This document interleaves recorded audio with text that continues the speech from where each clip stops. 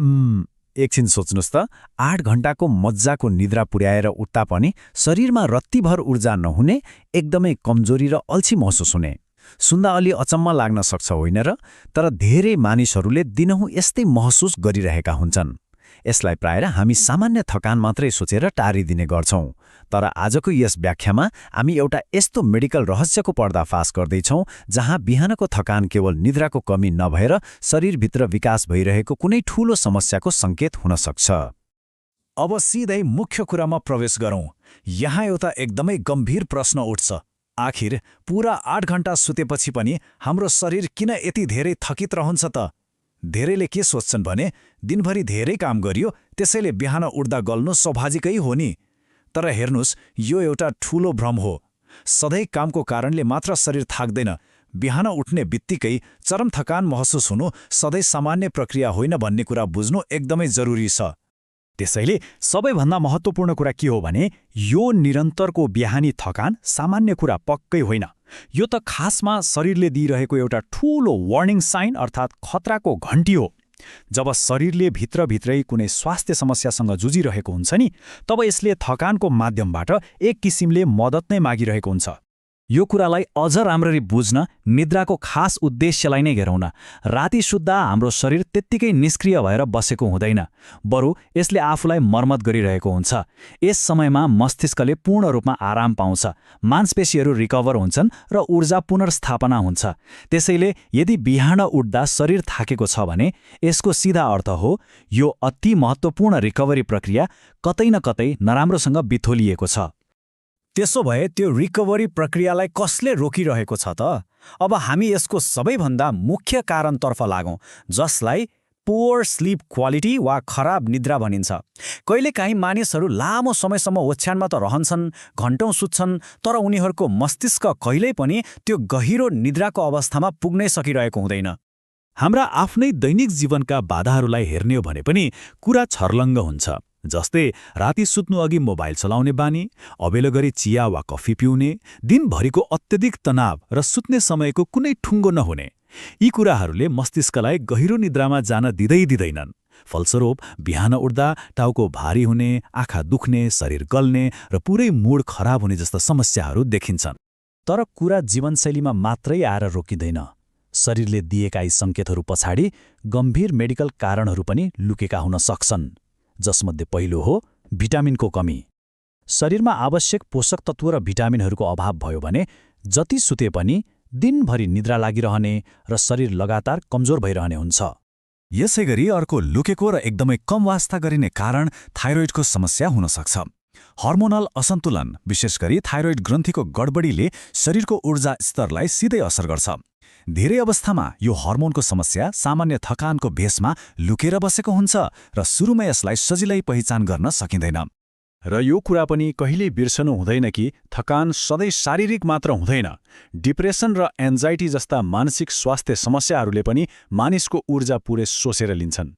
मानसिक सङ्घर्षले शरीरलाई भित्रभित्रै गलाउँछ, जसले गर्दा थकानको महसुस पूर्ण रूपमा शारीरिक मात्रा नभएर मानसिक पनि हुन्छ भन्ने कुरा प्रमाणित हुन्छ। अब हामी एउटा यस्तो गम्भीर र खतरनाक कारणतर्फ अघि बढ्दैछौँ जसको बारेमा धेरैलाई पत्तो नै हुँदैन। त्यो हो स्लिप एप्निया। स्लिप एप्निया भनेको सुतेको बेला पटक पटक सास रोकिने र फेरि चल्ने अवस्था हो। यसले गर्दा रातभरि शरीर र मस्तिष्कले पर्याप्त अक्सिजन नै पाइरहेको हुँदैन। सोचिहेर्नुहोस् त, यसले सुतिरहेको बेला शरीरलाई एक किसिमले निसास्ने अवस्थामा पुर्याउँछ। त्यसो भए स्लिप एप्नियालाई चिन्ने कसरी त? यसका स्पष्ट सङ्केतहरू छन्, जस्तै सुतेको बेला ठूलो आवाजमा घुर्ने, सास फेर्न गाह्रो भएर घ्यार घ्यार गर्ने वा अचानक सास रोकिने र विशेष गरी बिहान उठ्दा बेसरी टाउको दुख्ने। यी लक्षणहरू देखेमा पक्कै पनि शरीरले रातभरि अक्सिजनको लागि ठूलो सङ्घर्ष गरिरहेको छ भन्ने बुझ्न सकिन्छ। हेर्नुस्, यदि स्लिप एप्नियालाई व्यवस्था गरियो भने नि यसले एउटा उच्च जोखिमको श्रृङ्खला अर्थात् डोमिनो इफेक्ट नै सुरु गर्छ। अक्सिजनको कमी र रातभरिको सङ्घर्षले गर्दा रक्तचाप बढ्ने, मुटु सम्बन्धी गम्भीर रोगहरू लाग्ने र यहाँसम्म कि स्ट्रोकको जोखिम पनि अत्यधिक मात्रामा बढ्न जान्छ। त्यसैले यो केवल एउटा सामान्य घुर्ने समस्या मात्र पक्कै होइन। अब एकछिन शारीरिक थकान र मानसिक थकान बीचको फरकलाई पनि बुझौँ है। जब शारीरिक रूपमा थाकेर शरीरलाई आरामको आवश्यकता हुन्छ, मजाले सुतेपछि त्यो पूरा हुन्छ। पर जब तनाव र मानसिक चिन्ता हावी हुन्छ नि, तब मस्तिष्क शान्त हुनै सक्दैन। मस्तिष्क रातभरि सक्रिय रहन्छ, धेरै सपनाहरू देखिन्छन् र बारम्बार निद्रा टुट्छ, जसको कारण बिहान उठ्दा रत्तिभर पनि ताजगी महसुस हुँदैन। ल, अब यस विषयको सबैभन्दा गम्भीर प्रश्नमा आऊ। थकान आखिर कहिले खतरनाक बन्छ त? कुन बिन्दुमा पुगेपछि हामीले यसलाई केवल निन्द्राको कमी मात्र मानेर बस्नु हुँदैन? यस रहस्यको सबैभन्दा महत्त्वपूर्ण पाटो नै यही हो कि कुन बेला यो थकान एउटा गम्भीर मेडिकल इमर्जेन्सी बन्न पुग्छ भनेर बेलैमा पहिचान गर्नु। यी खतरनाक लक्षण र तिनले सङ्केत गर्ने सम्भावित लुकेका रोगहरूको सम्बन्ध एकदमै गहिरो हुन्छ। उदाहरणका लागि, यदि थकानको साथसाथै अस्वाभाविक रूपमा तौल पनि घटिरहेको छ भने त्यो गम्भीर एनिमिया अर्थात् रक्त अल्पता हुन सक्छ। छाती दुख्नु वा सास फेर्न गाह्रो हुनु मुटुको रोगको सङ्केत हो। अत्यधिक चक्कर लाग्नुले थाइराइडको समस्या देखाउँछ भने निरन्तर निराशाको महसुस हुनु डिप्रेसनको लक्षण हुन सक्छ। त्यसैले यहाँनिर मुख्य सन्देश नै यही हो कि निरन्तरको थकानलाई कहिले पनि बेवास्ता गर्नु हुँदैन।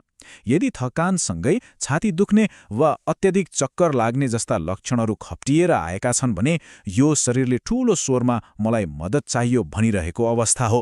यस्तो बेला एक कप कफी थपेर काम चलाउने होइन, उचित मेडिकल जाँच गराउनु नितान्त आवश्यक हुन्छ। समस्याको कुरा त धेरै गरियो, अब यस रहस्यको समाधानतर्फ पनि लागौँ न त। समस्या मात्र पहिचान गरेर त पुग्दैन, आफ्नो गुमेको ऊर्जालाई कसरी फर्काउने र व्यावहारिक रूपमा कसरी रिकभर हुने भन्ने कुरा झन् महत्त्वपूर्ण छ। अब केही ठोस र व्यावहारिक कदमहरू हेरौँ जसले यो समस्या समाधान गर्न साँच्चै मद्दत गर्छन्। यसको लागि एउटा एकदमै स्पष्ट रिकभरी योजना लागू गर्न सकिन्छ।